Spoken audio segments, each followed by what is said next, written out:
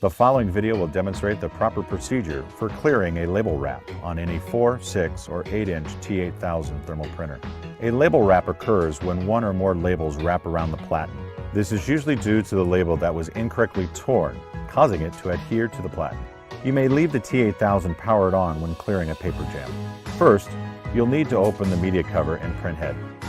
By loosening the thumb screws, you'll have better access to the area. You can gently remove the label wrap. Be sure not to use a sharp object or knife to remove the stuck labels on the platen. Once the label wrap has been removed, it is recommended that you clean the area to avoid future wraps. With the label wrap now cleared, tighten the thumb screws on the media cover and place the leading edge of the label at the tear bar position. Close the print head and lock it into place. Press feed a few times to verify the label feeds correctly and does not continue to wrap.